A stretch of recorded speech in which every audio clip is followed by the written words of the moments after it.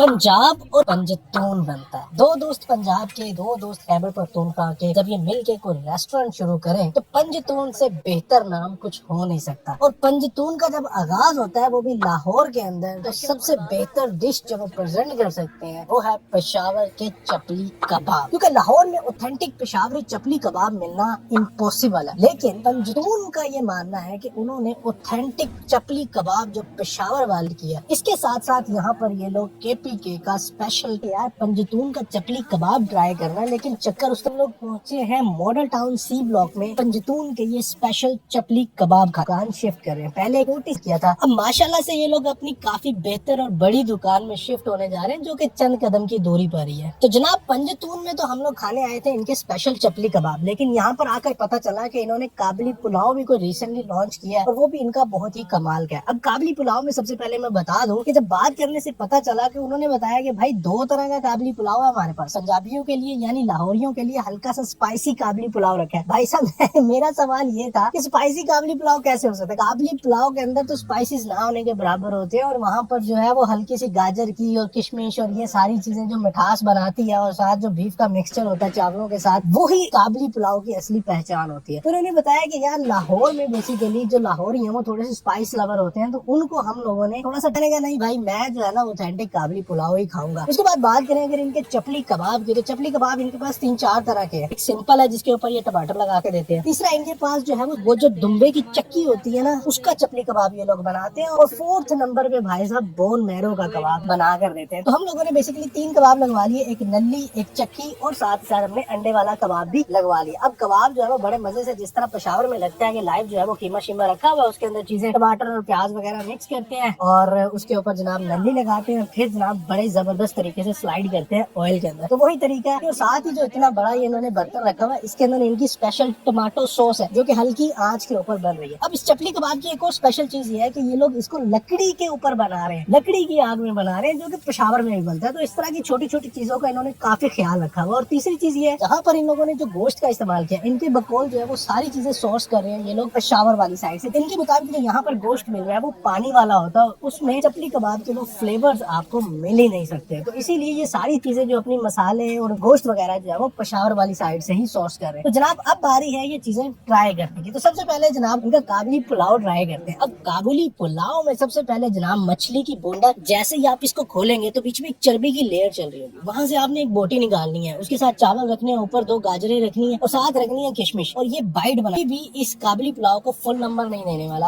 अगर इनके चपली कबाब की तो वो जनाब क्वालिटी वाइज और टेस्ट वाइज दोनों में बहुत ही उम्दा है भाई। सबसे क्वालिटी ना वो बहुत क्लोज है केपीके के चपली। मैं काफी ज्यादा इम्प्रेस हुआ भाई इस चपली कबाब से। साथ ही साथ जो इनका नल्ली वाला चपली कबाब है ना भाई, वो तो अखीर कर ही खड़ा है। मतलब क्या जबरदस्त किस्म का यार नल्ली वाला चपली कबाब भी बहुत ही जबरदस्त है। तो कबाब खाए हैं लाहौर के अंदर, उनमें सबसे बेहतर चपली कबाब मुझे यही लगा। और पेशावर और जो मर्दान की चपली जबरदस्त किस्म के भाई चपली कबाब दे रहे हैं, डेफिनेटली आपको जाके खाने बनते हैं, कर सकते हो।